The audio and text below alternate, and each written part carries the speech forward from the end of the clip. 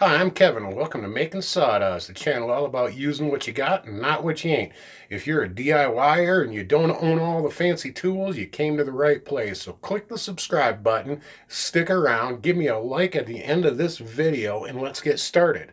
I'm gluing up these massive 16 by 16 butcher blocks. I'm making two of these large blocks, and I basically make 6 of these blanks that I'll then chop up into 3-inch chunks and then re-glue.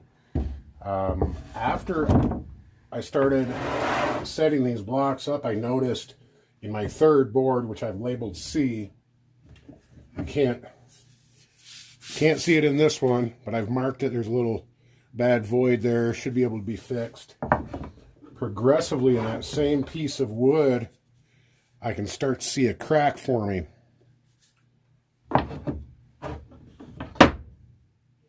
Even more of a crack right there. I've marked it.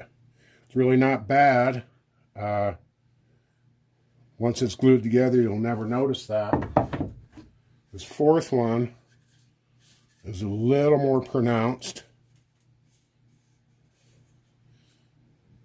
You can bend it apart just a teeny little bit. I've fixed the 5th one, and what I'm going to show you is the last one, which actually is really pronounced. You can see that crack coming all the way through. I didn't notice that when I glued my blanks up, but this blank is actually ready to split. Okay, I'm not putting a lot of force on that, and I'm opening that up. What I really want to show you is how I fix this without taking this piece out and messing up the whole pattern of my board. I'm going to lay this on my table right here, walk in front of the camera, grab a couple clamps, walk back in front of the camera,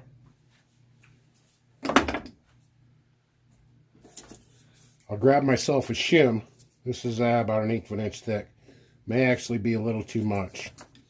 I'm going to place this shim under that crack. I'll test it out first. I don't want to break this apart.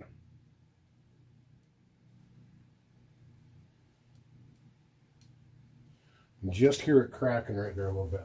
So I'll take an even thinner shim. Test it again.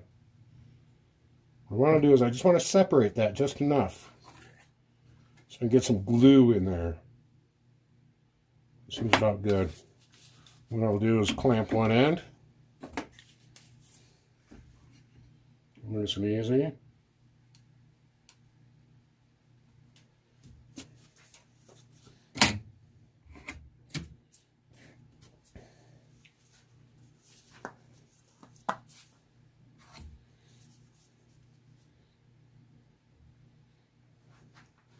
I'll get that glue bottle straight up and down, so the tip of the glue bottle is actually parallel with that joint. I'll actually squeeze that in. A small, I don't know, medicine syringe for like pet medicine or children's medicine might work really good. But it is actually squeezing in there. And I'll work my way down. It doesn't have to go all the way to the end of that joint. What I'm trying to do is just fill that void so it's less pronounced.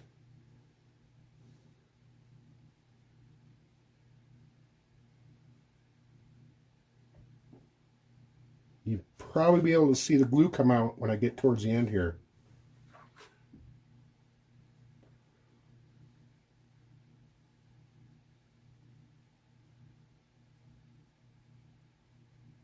You see that? It's really all I'm going for right now. Then what I'll do is I'll just rub back and forth on this, and it'll actually push some of that glue down in.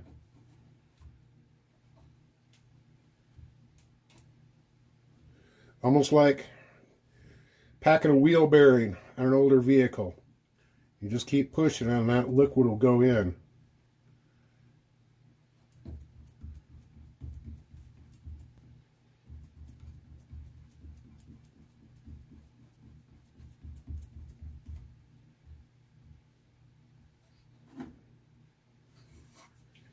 Come back over it again. And I might be able to squeeze a little bit more down in there. A lot of it's going to probably come out, but I'm just trying to get this glued together and stabilized so I can thickness these.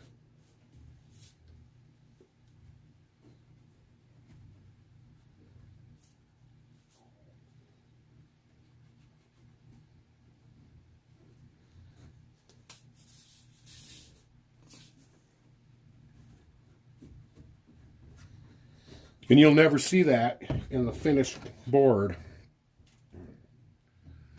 When you see how right there, when I release that pressure, that glue's gone down in that joint at least 50%. Pull my shim out. I'll move my clamp over here.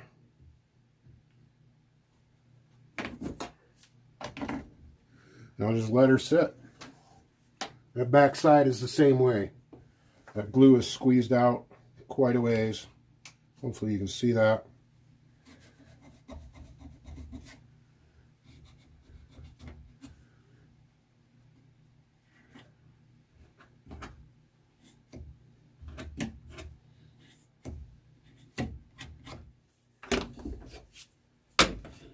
And there you have it.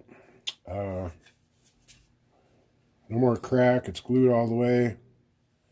Probably 50%. No more void. You'll never be able to see that when that board is finished. So thanks for joining me here at Makin Sawdust, guys. Quick and easy way to repair a section of your butcher block that you're making so you don't have to scrap the whole board.